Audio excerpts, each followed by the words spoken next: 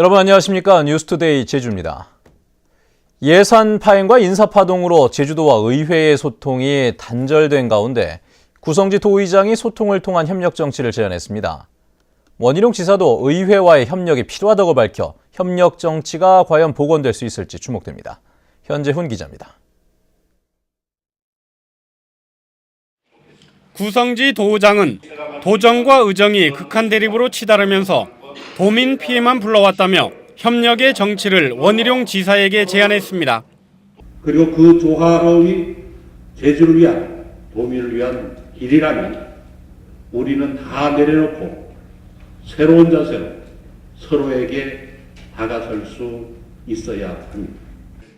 원희룡 지사 역시 도민을 중심에 두고 변화와 혁신을 추진하겠다며 의회의 협력을 강조했습니다. 이를 위해 도와 의회의 협력이 필요합니다. 도민이 힘들고 어려울 때 서로 의지가 되고 신뢰할 수 있도록 도와 의회가 새로운 변화를 함께 열어가게 되기를 바랍니다. 도의회 여야 교섭단체 원내대표들은 원희룡 도정이 해군기지 문제와 카지노 논란 등 지역 현안을 제대로 해결하지 못하고 있다고 비판했습니다. 예전처럼 외국인 면세점과 카지노 이익은 지역의 재투자나 선순환되지 않는 구조입니다. 이제는 더 이상 선언에 그쳐서는 안 되며 문제 해결에 나서야 할 때입니다.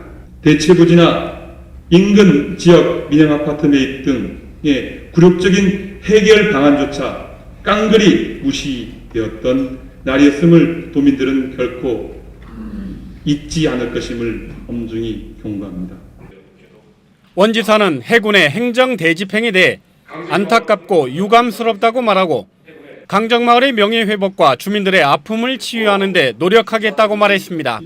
MBC 뉴스 현재훈입니다. 최근 중국 자본의 공습으로 인한 논란이 커지자 제주도가 새로운 미래 비전 계획을 만들기로 했는데요. 하지만 법적인 효력이 없다 보니 도지사가 바뀌면 사장될 것이라는 우려가 벌써부터 나오고 있다고 합니다. 박주연 기자의 보도입니다. 한라산 중산간 지역에 우후죽순처럼 들어서고 있는 중국 자본의 대규모 리조트.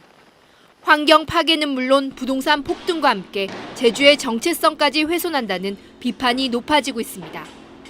이 같은 문제점들을 해결하고 새로운 성장 동력을 찾기 위한 제주 미래비전 연구 용역이 시작됐습니다. 국토연구원이 오는 11월까지 진행하는 이번 용역에서는 중산간 난개발 지역 관리 방안과 원도심 재생 사업 등에 대한 정책 가이드라인을 제시합니다. 스마트 성장 기법입니다. 그건 일방적으로 규제하는 것이 아니고요. 보존할 것은 보존을 하고 개발할 것은 개발을 하는 가이드라인을 만들도록 하겠습니다. 하지만 시민단체를 상대로 한 첫 번째 보고회에서는 미래비전이 실효성이 없을 것이라는 지적이 잇따랐습니다. 국제자유도시 계획과 같은 법적 효력이 없다 보니 실제 정책에는 반영되지 않는 이른바 캐비닛 용역이 된다는 겁니다. 이 새로운 비전과 국제도시 비전이 충돌이 안 될 수가 없습니다. 그런데 지금 이제 그렇게 한정 지우고 가면 어떠한 논의도 가로막히게 될 것이라는 그런 우려가 들고요.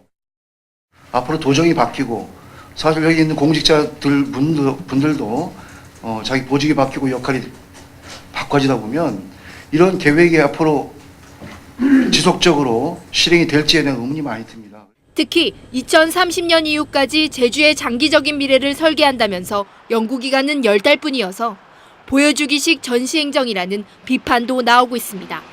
MBC 뉴스 박주연입니다. 제주 해군기지 군 관사 건설 현장에서 고공농성을 했던 강정마을 주민과 활동가 4명에 대해 경찰이 구속영장을 신청했는데요. 법원에서 모두 기각됐습니다. 불법 집단행동이라며 엄정히 대응하겠다던 경찰은 무리한 구속영장 청구였다는 비판을 피할 수 없게 됐습니다. 이소현 기자입니다.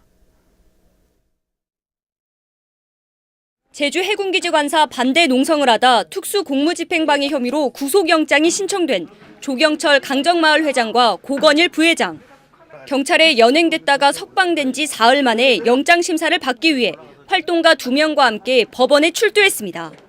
정부하고 해군이 도민과 우리 주민, 강경 주민을 이렇게 싸잡아서 이렇게 해야 하는 거잖아요. 그럼 그 당연히 뭐 가야죠, 우리는. 이렇게 할 줄 알았습니다. 영장심사의 쟁점은 이들이 8m 높이의 막루를 세우고 장애물을 쌓는 과정에서 사전에 계획하고 주도했는지 여부. 검찰은 마을 회장이 주민들에게 보낸 문자 메시지를 증거 자료로 제출했지만 변호인은 마을 총회의 결정에 따라 자발적으로 모인 것이라고 주장했습니다. 결국 법원은 7시간 동안 검토한 끝에 증거인멸과 도주의 우려가 없다며 이들에 대한 구속영장을 모두 기각했습니다. 경찰은 일단 법원의 결정을 존중한다고 밝혔고 강정마을회와 시민단체들은 당연한 결과라며 환영했습니다. 최근 5년 동안 제주 해군기지와 관련된 구속영장의 기각률은 50%로 평균보다 2배 이상 높습니다. 또다시 기각되면서 경찰과 검찰이 영장을 남발한다는 지적을 피할 수 없게 됐습니다. MBC 뉴스 이소연입니다. 올해 제주 지역 주요 농산물 생산량이 줄면서 가격은 오를 것이라는 전망이 나왔습니다. 농림축산식품부는 어제 농업인회관에서 열린 2015년 제주권 농업전망대회에서 올해산 감귤은 지난해보다 생산량이 1% 줄고 양배추는 5%, 양파는 8%, 당근은 9% 줄어들 것으로 예측했습니다. 하지만 지난해 냉해로 수입이 적었던 미국산 오렌지 수입이 늘고 한호주 FTA 발효로 호주산 오렌지도 수입돼 제주 감귤과 경쟁할 것이라는 전망도 나왔습니다. 올해 상반기 제주 지역 기업의 채용 규모가 줄어들 것으로 보입니다. 제주상공회의소가 도내 청년 취업 인턴제 참여 업체와 회원사 등 98군데 기업을 대상으로 설문조사한 결과 올해 상반기 신규 채용 계획이 있는 기업은 56%로 지난해 하반기보다 15%포인트 줄었습니다. 또 전체 채용 인원도 195명으로 지난해 하반기보다 23% 줄었습니다.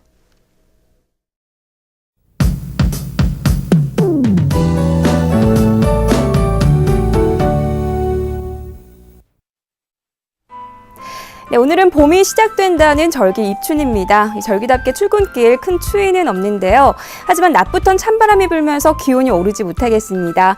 또 오후부터는 빗방울이 떨어지거나 눈발이 날리는 곳이 있겠고요. 미세먼지 농도도 나쁨 단계까지 치솟겠습니다.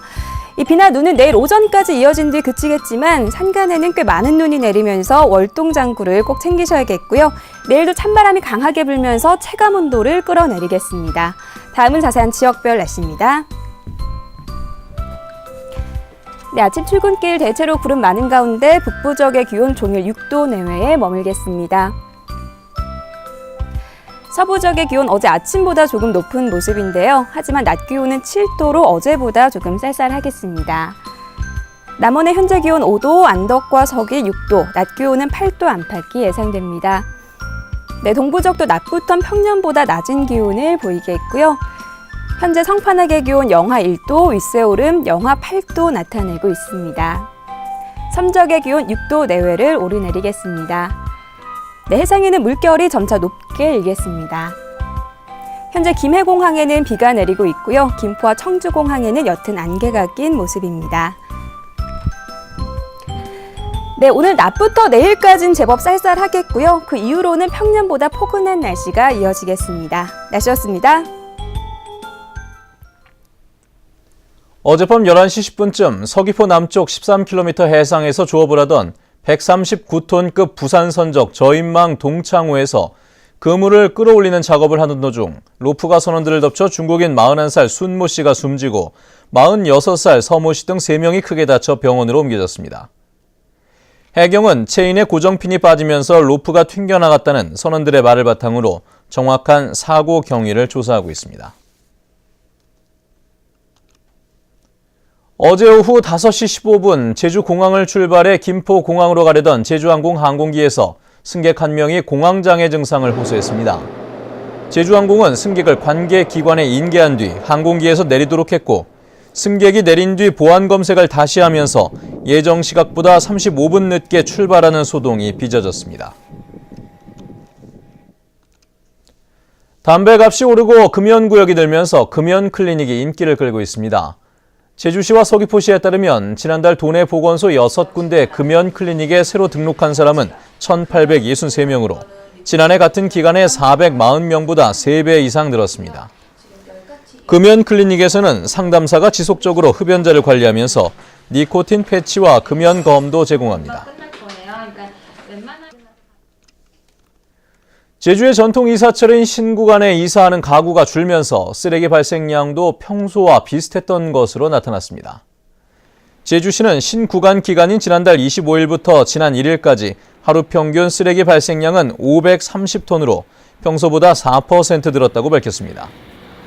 하지만 가구와 가전제품 등 대형 폐기물은 하루 평균 488건이 배출돼 평소보다 23% 늘었습니다. 제주 들풀 축제를 하루 앞두고 올 한 해의 소원을 비는 SNS 이벤트가 시작됐습니다. 이벤트에 참여하려면 다음 달 4일까지 제주시가 제공하는 소원지에 글을 쓴 뒤 사진 인증샷을 페이스북이나 트위터, 블로그 등에 올려 제주 들풀 축제 페이스북 그룹에 공유하면 됩니다. 제주시는 소원지 인증샷을 출력해 축제 하이라이트인 오름 블루키에서 다른 소원지들과 함께 태울 예정입니다.